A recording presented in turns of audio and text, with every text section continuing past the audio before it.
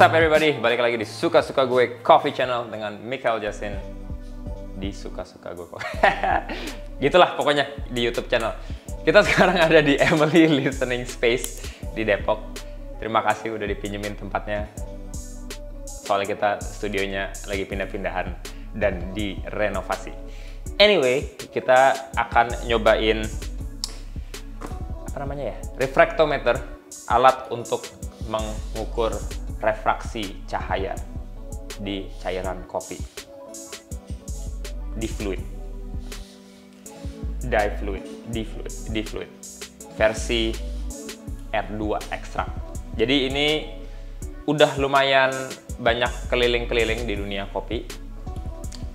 Sebenarnya ada versi awalnya lagi sih kalau nggak salah, yang R1. I could be wrong, tapi gitulah, ini versi yang sudah improve-nya gitu ya. Harganya jauh lebih murah dibandingkan merek Amerika yang adalah VST. Ini kita nggak dibayar by the way. Ini kita beli sendiri ya. Ini reviewnya Yuyur. Jadi bukan review sih sebenarnya, mau pakai aja gitu. Anyway, ini harganya si refractometer bersama dengan scale-nya. Jadi dia ada scale-nya juga. Kalau nggak salah 200-an USD. Ntar di subtitle ini dimasukin beneran harganya. Kalau nggak salah 240 USD or something like that. Plus ongkos masuk ke Indonesia. Lupa berapa ratusan ribu gitulah. Anyway, bisa beli ininya doang. Tapi nggak bisa beli scale-nya doang kalau nggak salah. Kalau mau beli scale-nya harus beli sama refractometernya. Anyway, di dalamnya ini ada si refractometernya yang kecil banget. Terus nggak ada tutupnya, tapi katanya walaupun nggak ada tutupnya dia bisa akurat. Kalau mungkin pernah pakai merek VST selalu ada tutupnya, kalau merek Atago nggak ada tutupnya juga. Secara ini sekecil dan seringan key BCA gitu, jadi lumayan bisa hilang. Kalau yang VST itu kayaknya agak susah hilang gitu ya, gede, tapi harganya $1.000. Terus ada sendoknya. Nah ini sendok, dari tadi kita bikin video nggak nemu sendok. Ada sendok buat masukin air, ada kabelan, ada case-nya. Ini kita keluarin aja deh. Terus ada scale. Scale-nya ada kabelnya juga.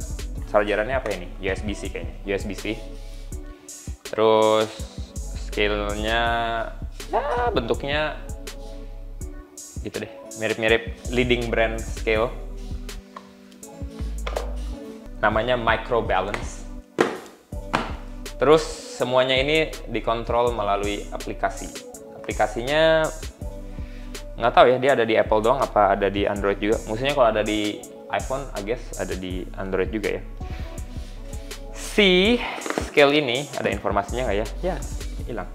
Anyway, kalau nggak salah sih dia 0,1 gram accuracy-nya. Load-nya berapa? Agak lupa. I could be wrong, tapi 1 kilo kalau nggak salah. Ya kalian bisa lihat di webnya sendirilah. Jadi kalau di aplikasi itu bisa salah. Gimana cara screen record? Oh ini dia. Jadi ada aplikasinya. Aplikasinya ini dia bisa connect ke scale dan ke refractometernya. Jadi kita nyalain dulu scale-nya. Setelah nyala, kita bisa connect. Tinggal dipencet lambang scale-nya, lalu connect. Sama juga dengan si refractometernya. Itu kita nyalain dulu refractometernya, lalu kita pijit tombol refractometernya. Connect. Dalam sini dia bisa ngukur blue ratio, dose, water flow, seberapa cepat kita nuangnya. Lalu juga dia ada di settingnya, kita bisa masukin grinder yang kita pakai. Hampir semua major brand ada, cuman tadi Comandante gue lihat nggak ada. Tapi ada Malconic EK43, jadi kita akan pakai si EK aja. Lalu kita akan mencoba membrew coffee. Kopinya apa ya? Ini deh. Kopinya adalah Pak nama Johnson. Kamala Johnson actually. Yeay. Ini kopi yang kita buat sendiri.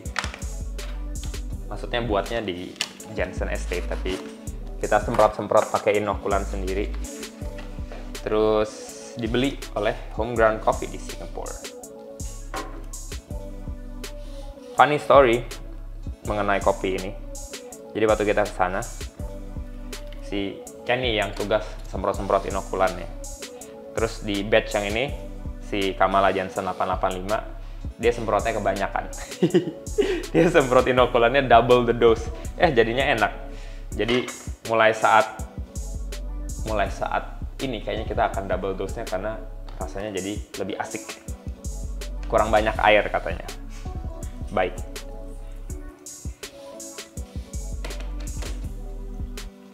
Iya sih, emang nih. Oke, kita pakai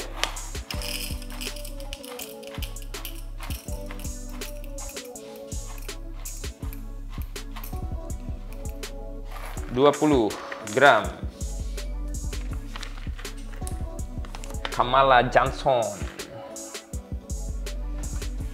Oke, grind size 11 di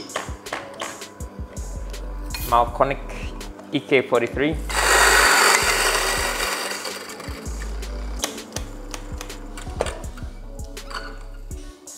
Oke, kita coba.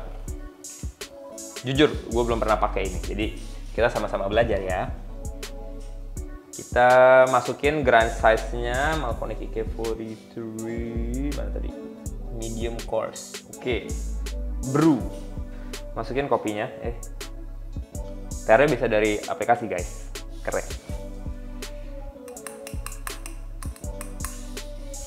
Kita tes. Kita coba brew. Pakai air 93 derajat. Lalu kita pencet time untuk memulai. Kita bloomnya 40 gram. Lalu kita akan pakai total air 280 deh coba. Cool. Jadi ini ada dua garis. Ada warna hijau itu berat air. Dan juga flow rate. Flow rate itu menggambarkan seberapa banyak debit air yang kita keluarkan. Oke. Jadi ini bisa dilihat kayaknya kita konsisten apa enggak debit airnya.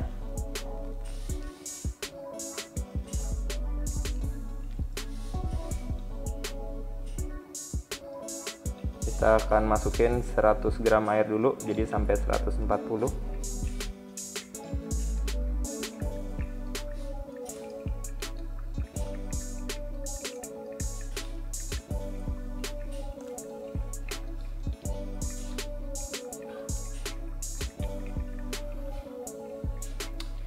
Interesting. Lalu nanti di 1 menit 30 kita akan masukin lagi.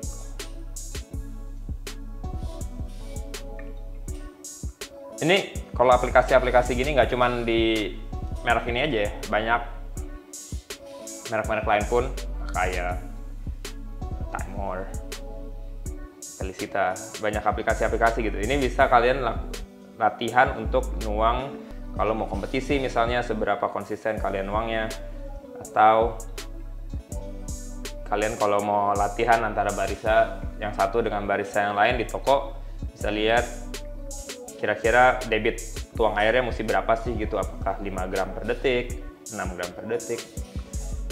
Ini bisa diatur.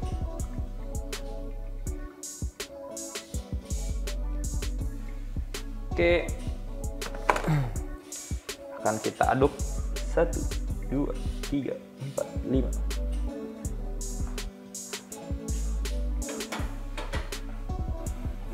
Habis itu nanti kita akan coba di TDS. TDS adalah Total Dissolved Solids. Kalau nggak salah. Iyalah bener. Total Dissolved Solids. Maksudnya apa? Total Dissolved Solids itu seberapa banyak solid yang sudah di-dissolve. Seberapa banyak solid itu apa? Ya bener. Solid itu yang solid bukan encer. Nggak tahu. bahasa benerannya apa. Si solid ini berapa yang sudah kita encerkan, sudah berapa banyak yang kita larutkan, dissolve. Nah, biasanya tuh percentage, misalnya 9%, 10%, 11%, 12%, 13%. Kalau filter coffee biasanya range-nya sekitar 1,1 sampai dengan 2. Tapi jarang banget sih filter coffee ada yang 2. Biasanya ya mungkin 1,45, mentok-mentok 1,5. Jarang banget orang bikin filter coffee yang di atas 1,5 karena rasanya jadi terlalu strong. Oke, ini 3, 2, 5, kita stop. Nah, si total dissolved solids ini nanti kalau dimasukkan ke dalam rumus brew recipe yang misalnya dosenya berapa, masuk airnya berapa, extraction TDS percentage-nya berapa, akan keluarlah hasil seberapa banyak kopi yang sudah kita ekstrak. Apakah itu 19%, 20%, 25%. Kopi secara general bisa diekstrak 30%. Gitu kan, dari 0 sampai 30%.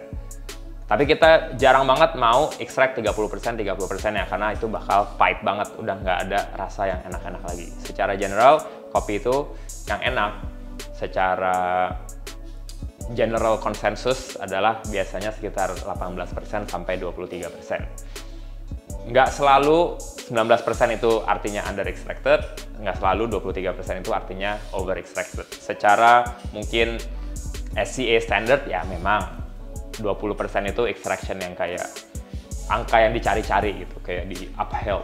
Tapi bukan berarti gitu juga, banyak kopi yang 18% udah enak, banyak kopi yang 23% pun masih enak. Begitu. Nah, habis ini kapan? Bingung gua. Anyway, tadi udah nih. Lalu kita refraksi.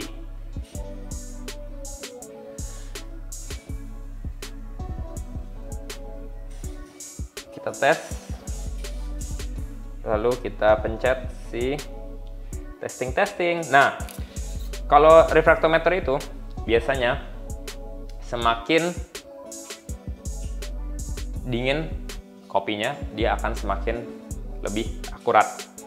Kenapa? Karena sama kayak lidah kita, kalau cairan panas itu molekulnya bergerak dengan sangat cepat. Jadi waktu dia tembak cahaya agak susah untuk mendapatkan angka yang lebih konsisten gitu ya. Jadi kadang-kadang kalau dia masih panas itu bisa berubah-ubah. Nah, bagusnya si D-fluid ini, dia ada temperaturnya di sini 32 derajat Celcius misalnya. Si TDS-nya sekarang 1,89 gitu. Jadi kita tahu nih, ntar kalau TDS di 30 derajat segini, misalnya TDS di 25 derajat berapa gitu kan. Oke, kita akan testing. Cobain dulu lah kopinya.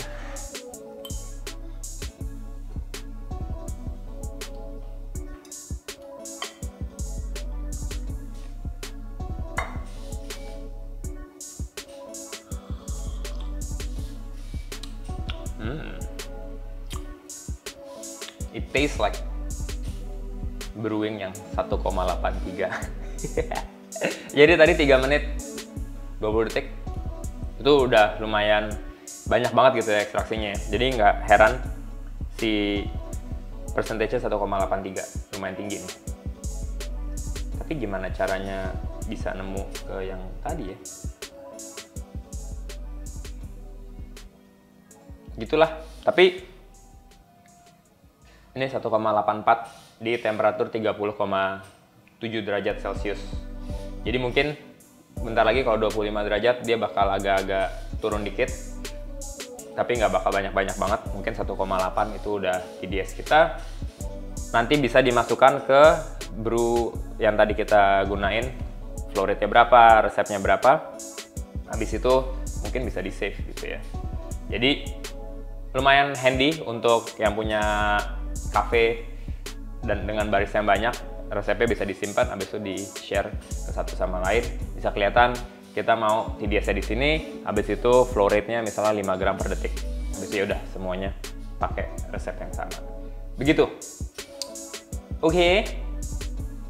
Kalau udah ada yang pernah nyobain si D-Fluid R2 extract ini, boleh kasih tahu tips and tricks gimana sih cara memaksimalkan aplikasinya, misalnya IoT-nya ini, si Internet of Things-nya, dan juga apakah ada tips-tips untuk testingnya di temperatur yang berapa misalnya gitu, boleh dikasih tahu di kolom komentar.